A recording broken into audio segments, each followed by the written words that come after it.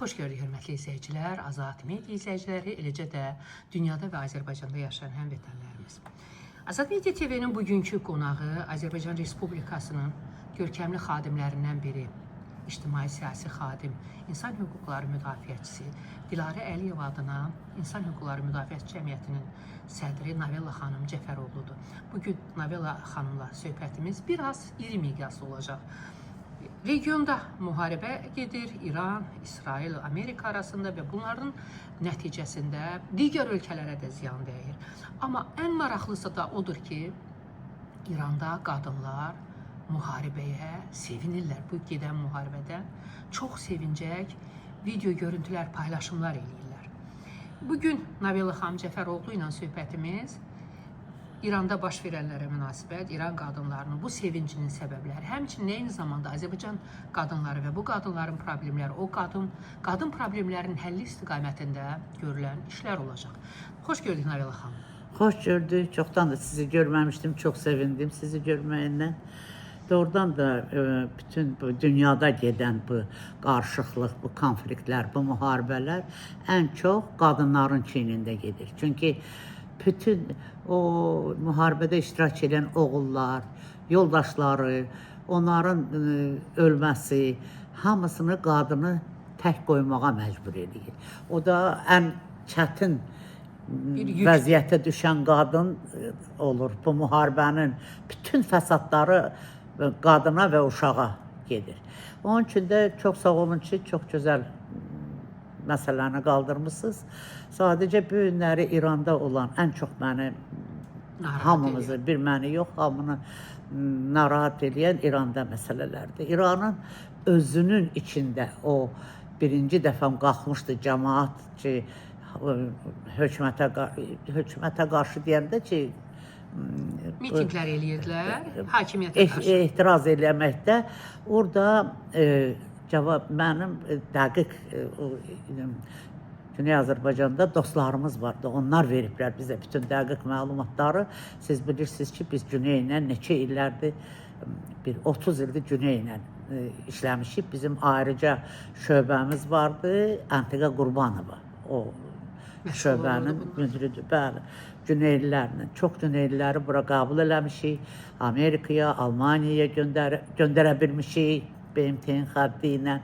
Bu günləri onların verdiyi bizə məlumatda çoxlu cavan qız, 16-12 yaşında qız, oğlan, bunlar qətlə yetirilib yox. Qətlə yetirilməmişdən qabaq onların başına nələr gətiriblər. Ən çox işgəncələrin içində zorakılıq, həm oğlan uşaqlarına, həm qız uşaqlarına. Bunun hamısını bizə deməli, hamısını göndəriblər bizə. Yəni, bu ən vəhşilik ediblər o uşaqların üstündə.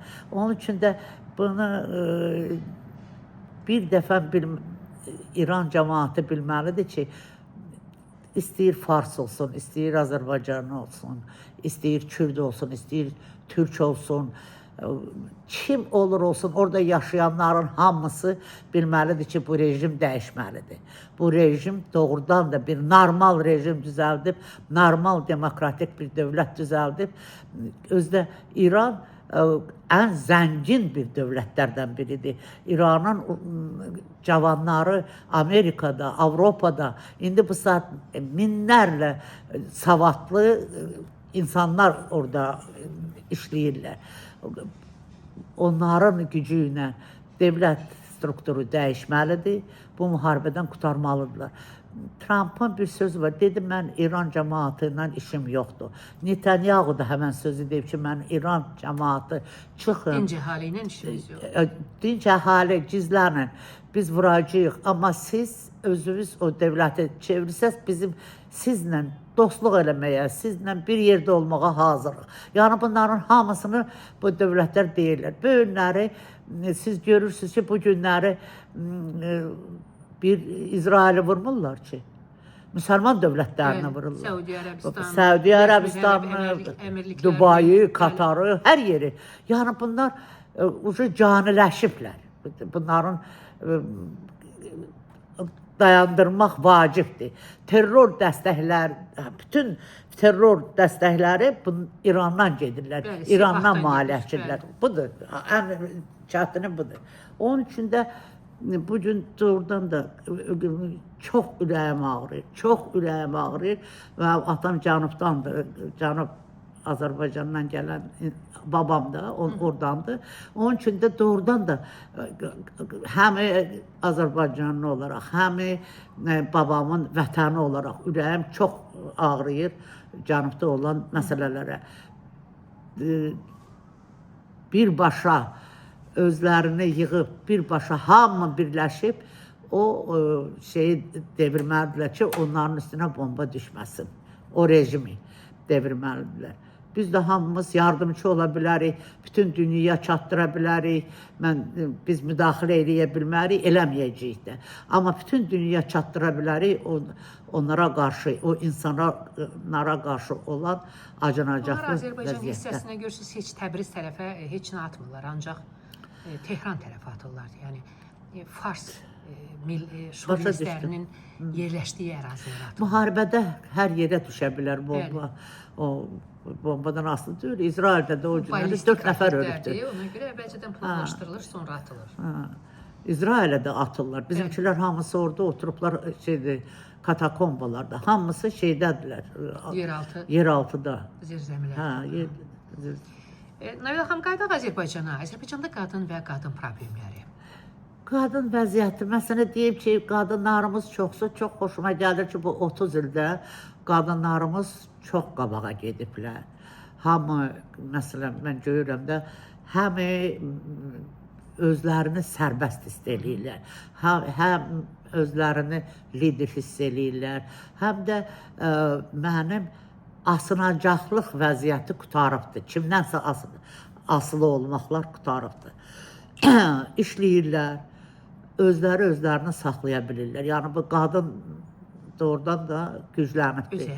NGO rəhbərləri olurlar. Yəni, doğrudan indi qeyri-hökumət təşkilatların rəhbərləri hamısı buna baxmayaraq çoxsu yenə də qadındır. qadınlar ya qardaşları, ya atalar, ya ərləri tərəfindən zorakılığa məruz qalırlar, qətlə yetirirlər və bu günə qədər də bunların qarşısının alınması üçün maarifləndirilər, ailələr bunu daha çox gizlədir. O halda üzə çıxır ki, qətl hadisəsi baş verir.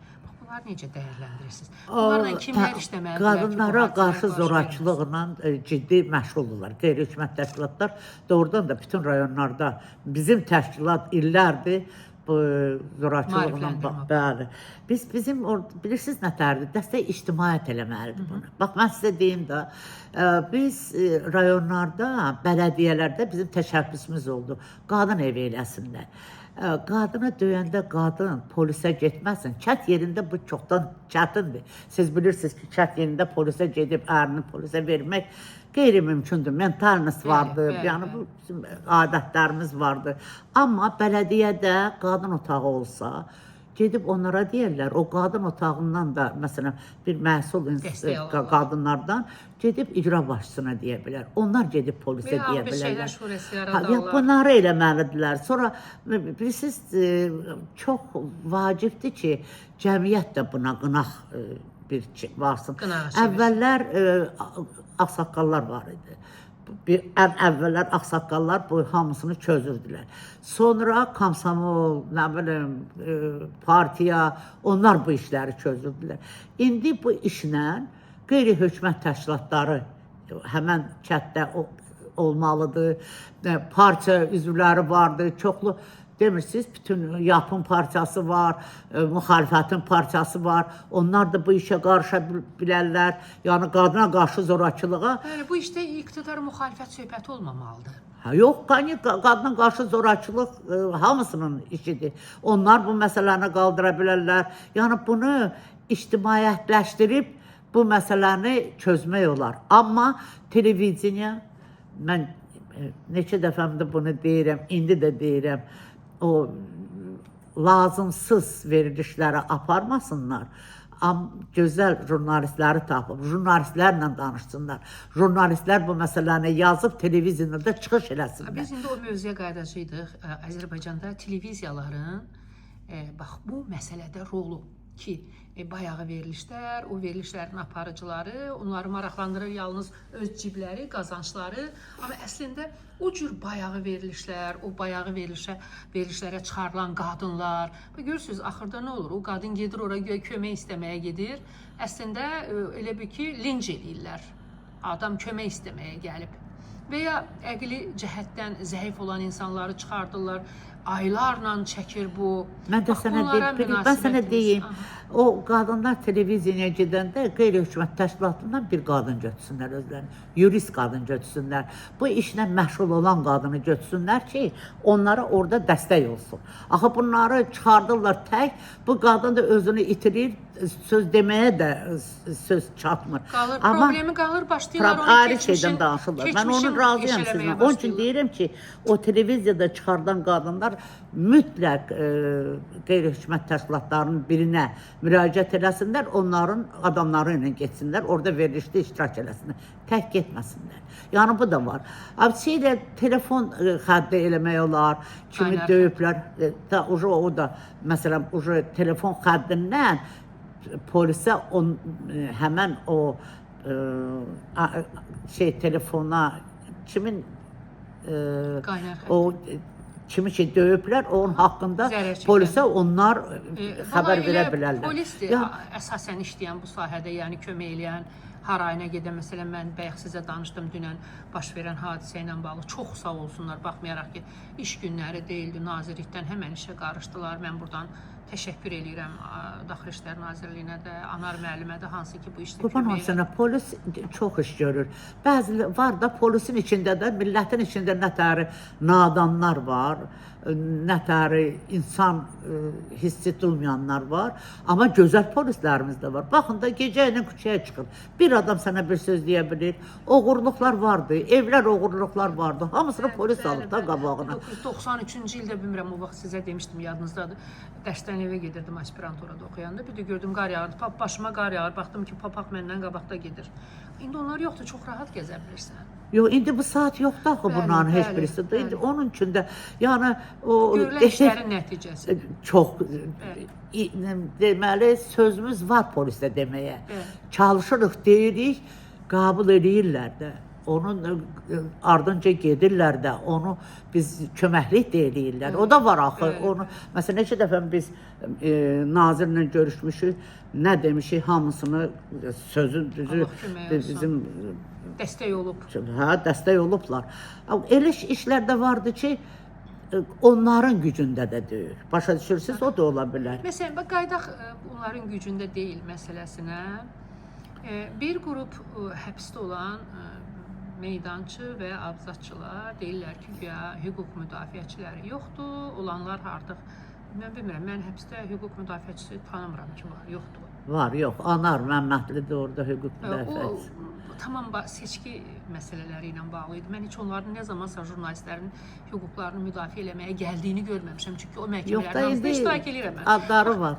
Sizin bunlara münasibətiniz nədir? Məsələn, belə bir tendensiya yaratmışlar bunlar ki, mənə onlardan həbs olunanlardan biri dedi ki, bəs onun övladı deyir ki, jurnalistlərə müsahibə vermə, çünki bizə belə tapşırıblar ki, belə görüntü yaradın ki, müstəqil jurnalist yoxdur, hamısı içərdədir. Bu nə dərəcədə doğru yanaşmadır? Birinci, mən sizə deyim, bizim monitoring qrupu var da, insan haqları monitoring qrupu, illərdir işləyirik. Özünüz də bilirsiniz ki, nə qədər mühüm işlər görmüşük indiyə qədər. Nə qədər jurnalisti, nə qədər siyasi məhbusu, siyasi motivlə tutulanların hamısını buraxmışıq. Ondan başqa da ayrı-ayrı bir siyasət ya jurnalisti, ya mənim üçün jurnalisti, partiya işçisidir və adi insandır. Onun hüquqları pozulubsa birdir. Mən hüquq müdafiəçisiyəm. Mənim jurnalisti başa qoyub, o birisini başa qoyub, adi insanın və kim müdafiə eləsin. Bizim monitoring qrupu hamının işi ilə məşğul olur. Bu amnistiyada da biz müdafiə eləyən çox insanlar həbsdən azad olundular. Minlərlə insan azad olundular. Bizə ərzələr vardı, hamısının ərzəsi vardı. Yəni, bölünləri mən istəyərdim ki, onlar deyirlər bu ifadə. Mən istəyərdim ki, bizim bu qızları həbs ediblər, Ələsgər Ələsgəri. Bunlar Ələsgər müəllim orada müəllim, olmamalıydı. amma bunların bilirsiniz nə təridir? Yanaşması düzdür. Onlar da deyiblər ki, jurnalistlərə vermə, dedi hüquq müdafiəçilər də bizi müdafiə eləməsinlər.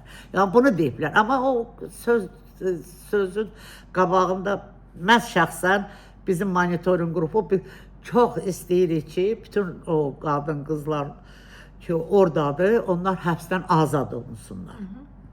Onlara cüzi şey versinlər, ştraf, cərimə versinlər.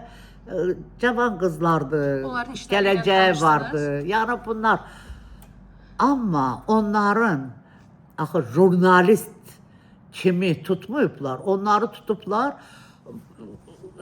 pul daşıyıcısı kimi. Nalog vermədikləri üçün. Yəni vergi vermədikləri üçün. Qurban olum sizə. Bu ayrı-ayrı şeylərdir. Yəni bunları nəsə yazmayıblar, nəsə bunların suçu o yazmaqda deyil. Suçu ondadır ki, bunlar dövlətdən gizlədilmiş pul gətiriblər. Onun da cəzasını verməyiblər. Vergisini verməyiblər, cəzalarını çəkirlər. Nə işdən ötəri? Məsələn, biz vaxtında qrant alanda biz bir Ədliyyə Nazirliyinə verirdik. Böyük miqdarda da vergi verirdik. Hamısını verirdik. Nə işlə məşğul olacaq, onu da verirdik. İnsan haqlarıdır.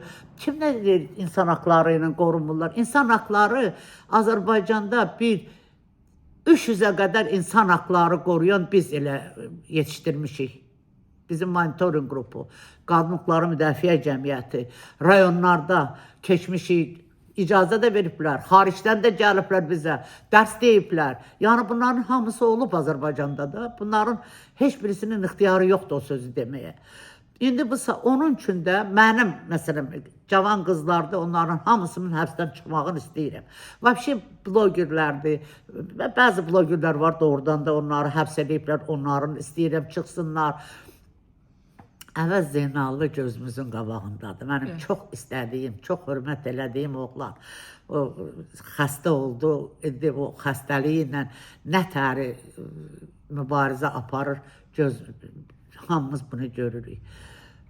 Yəni, mən istəmirəm ki, o jurnalistlər də orada qalanlar, çox adam xəstəliyi də var, çoxunun ailəsi təkdir, uşaq böyüdə bilmir. Natiq Cavadlı ailəsi vardır, uşaqları körpədir, özü də jurnalistdir. Məsələn, mən Natiq Cavadlının çıxmasını çox istəyirəm. Yəni, çox adamın çıxmasını çox istəyirəm, qurban olum sizə. Qızların da, çalışırıq da hansı bir metodika ilə, amma özlərini bilsiz nətəridir, jurnalist vardısa öz mövqeylərin desinlər, təhqir eləməsinlər. Mövqe olmalıdır. Bəli, amma təhqir olmaz. Təhqir olmamalıdır. Ya, onun üçün də o qızları da jurnalist kimi yox. O qızları cavan olduqlarına, qızların gələcəyi naminə istəyərdim ki, buraxsın. Mən yox, bütün monitoring qrupu istəyirik ki, onlar buraxılsın. Özə genə də deyirəm, jurnalist onları, o Natiq Cavadlı ilə, çox adam vardı, onların yadımda deyir. Hafiz Babalıdır, Teymur Kərimovdur. Bəli, onlarla özlərini müqayisə eləməli. Yəni, mən istəyərdim ki, bunlar hamısı, çox istəyərdim ki, bunlar hamısı çıxsınlar. Bilirsiniz, indi bu saat bu çox belə qarışıq dünyadır. Bilmək olmur. Bu İranın məsələsi bizdə sədə verə bilər ya yox. Yəni, çox qorxuram ondan ki, Allah eləməsin buralara bir şey olsun. İndi bu saat təhlükəli vəziyyətdə hazırdır. Torpaqlarımızı almışıq, torpaqlar bizdədir. Qərbi Azərbaycan da bir olacaqdır, bir 10 ildən, 5 ildən sonra Qərbi Azərbaycana da gedəcəyik və çox istəyim var onun. Nənəmin bir tərəfi Qərbi Azərbaycanlıdır. Onun üçün də biz birləşməliyik. İndi bu saat hamımız bir yerdə olmalıyıq. Hamımızın içəridə bu münaqişələr qutarmalıdır. Onun üçün istəyərdim ki, ən birinci addım nətəri, bax çox biz gözləyirdik ki, Qarabağı alaq. Yox, gözləmirdik. Amma Bu inanırdıq ki, alacağıq. siyasi iradə və prezidentin doğrudan da özünə güvəndiyi, deməli, orduya güvəndiyi addım idi. Bəli. Aldıq hamısını, düzdür. Allah şəhidlərimizə rəhmət eləsin. Qazilərimizə uzun ömür versin. Mən inanıram ki, bizim hamımız bir yerdə olanda, o zaman hamımız nətər birləşdik. İndi də bu qarma-qarışıq dünyada Azərbaycanı qorumalıyıq. Azərbaycanın adı indi bu saat qalxıb bütün dünyada Azərbaycandan danışırlar. Bütün dünyada Azərbaycanın o müharibəsindən danışırlar. Nətəri? Biz müharibəni udduq, qalib gəldik. Hamısı başkomandanın hesabına, bizim Doğrudur. möhtəşəm əsgərlərimizin hesabına. O adam hər yerdə, indi istəsəz də, istəməsəz də bunu deyəcəyəm, o adamın nüfuzu, o adamın bu addımları atmağı Azərbaycanı çıxardıb zirvələrə. Mən istəyərdim ki, bir addım da atsın içəridə, bu siyasi məsələsi qutarsın. Çox istəyərdim onu eləsin bizim prezident. Yəni, biz də, mən istəmirəm heç kəsi müdafiə istəmirəm. Mən bilsən nətəri. Hər bir hakimiyyətə lazımdır sağlam müxalifət. Bəli. Amma sağlamdırmı? Məsələn, ondan ibarət. Mən sağlam müxalifət niyə yoxdur? Vardı. Məsələn, Müsavat sağlam müxalifət. Müsavat özünü çox, indiyə qədər çox belə, nə cür deyim, demokratik aparıb. Çox demokratik. Müsavat, mən ancaq Müsavat. Qalan partiyalarda öz işlərini görürlər. Yox, Turalcıda cavanlardır, onlar da ürgənəcəklər. Vardı, niyə yoxdur? Çox partiyalar vardı ki, birləşib bir yerdə müxalifətçilik eləsinlər. Yenə də deyirəm, təhqir yox. Dövlət əleyhinə yox. Dövlət əleyhinə yox. Hakimiyyətə gəlmək üçün çalışsınlar. Hökumətə tənqid eləsinlər, desinlər nə çatmır, nə eləmir. Amma bir yerdə eləsinlər bunun hamısını. Mən istəyərdim, hərəsi lider olub, mən başa düşürəm, cavandılar istəyirlər, böyüsünlər. Qocalar da cavanlara yer versinlər, o da olan şeydir. Yəni bunların hamısı doğrudan da çox vacib məsələlərdir. Yaşlılar cavanlara yol açmır axı. Məsələ budur. Yəqin ki, Elmlər Akademiyasında baş verən o son iclasdan yayılan şəkilləri gördünüz. Məsələn, mən xoşuma gəlmədi.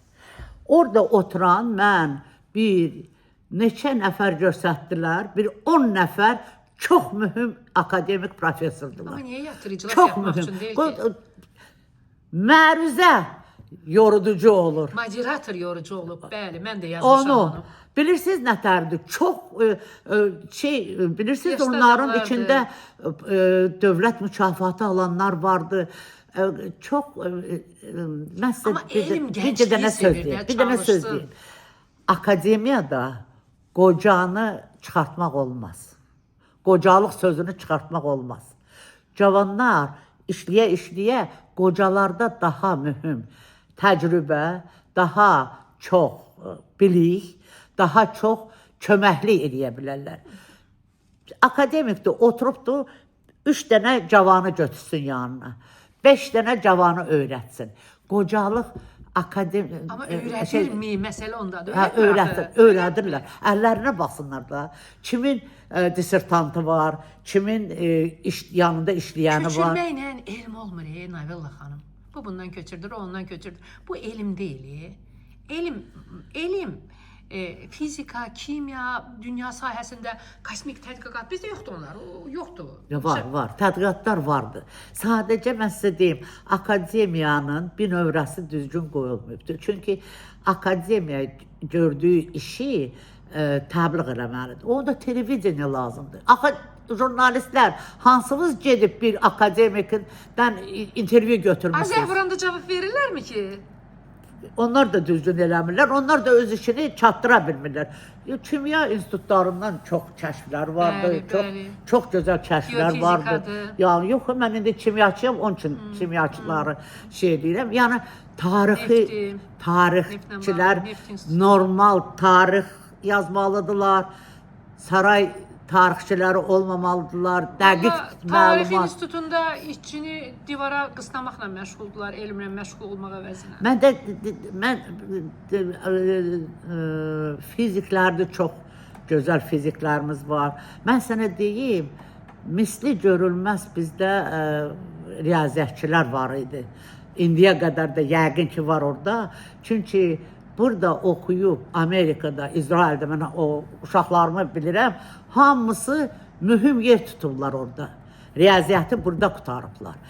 Həkim sistemi Azərbaycanda çox güclü idi vaxtında. Mənim gəlinlərim həkimdirlər. Baxın görün orada İsraildə nə məsul yerlərdə işləyirlər. Yəni bizdə deyək ki, həkim yoxdur, var. Elə gözəl həkimlərimiz var. Ürək həkimi var, dəri zöhrəvi həkimlər vardı. Çox gözəl, bilikli, çox gözəl. Onları da heç kəs çıxardıb cəmaata göstərmir. Bilirsiniz, hər yerdə deyirlər ki, televiziyada iş yoxdur, onun üçün gedirlər o lüt artistkaları gətirib göstərirlər. Lüt, o cılız söhbətləri. Çıxardın dəri zöhrəvidən, gedin, 2 dənə ağıllı həkimi çıxardın, görün sizə nə qədər söz deyəcək, nə yayılır, nə eləmək lazımdır, nə tərim müraciə eləmək lazımdır. Bilirsiniz, bunun hamısı hökumətin əlindədir. Hökumət bunu eləməlidir.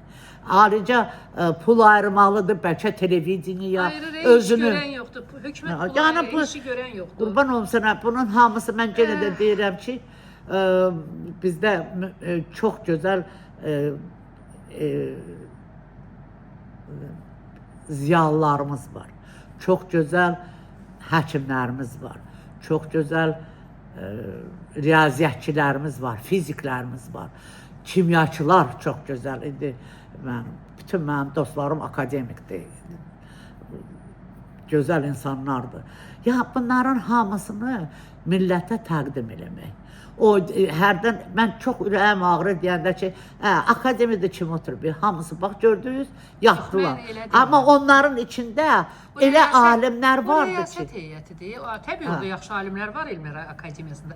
Amma rəyasət heyətini o qədər yaşlı adamlardan eləyiblər ki və iclası aparanda o qədər maraqsız eləyir ki, yaşlı yatır, ona maraqlı deyil o söhbət. Məsələ ondadır. Nabilə xanım, mənim sizə sonuncu sualım. Azərbaycanda əff gözlənilirmi?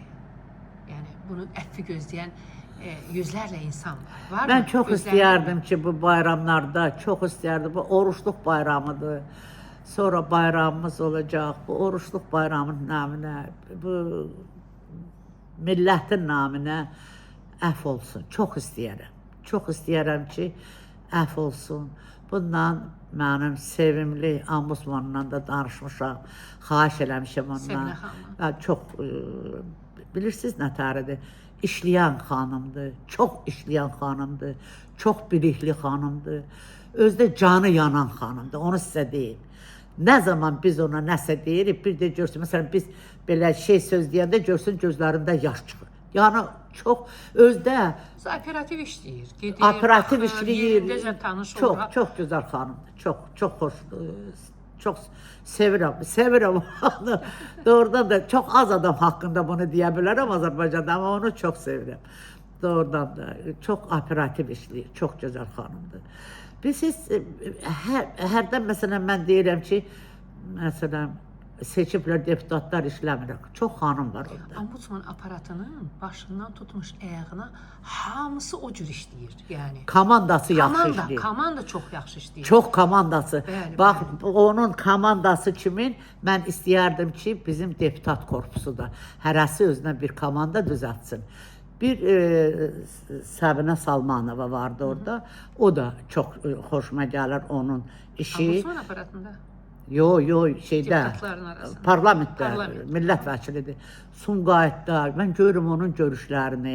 Hətta neçə dəfə adam göndərmişən yanına, onları da həll eləyir. Yəni, bax, hər bir parlamentdə Bəhruz var, oturan Bəhruz idi xanımlar- adı. Familiyasını unutmuşam, soyadını. Bəhruz vardı.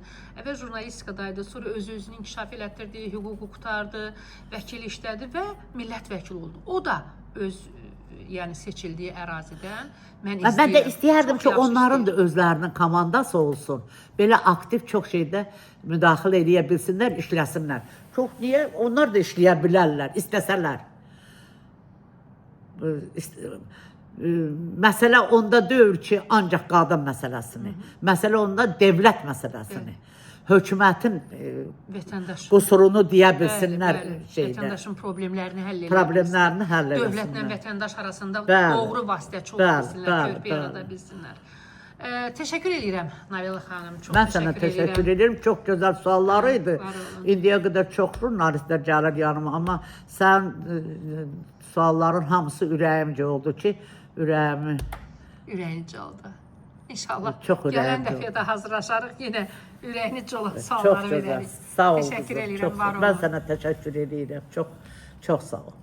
Hörmətli izləyicilər, nəzərinizə çatdırım ki, Azad Media TV-nin bugünkü qonağı Azərbaycan Respublikasının ictimai-siyasi xadimi, insan hüquqları müdafiəçisi, eyni zamanda Dilarə Əliyev adına Qadın Hüquqları Müdafiə Cəmiyyətinin sədri Navilla xanım Cəfəroğlu idi. Biz bugün Navilla Cəfəroğlu ilə ölkədə və ölkədən kənarda qonşu ölkədə baş verən hadisələr, oradakı qadınların bugünkü durumları və çıxış yolları, həmçinin Azərbaycanda baş verən ictimai-siyasi hadisələr, qadın və qadın problemləri, bu problemlərin həlli yolunda hansı işlər görülməlidir?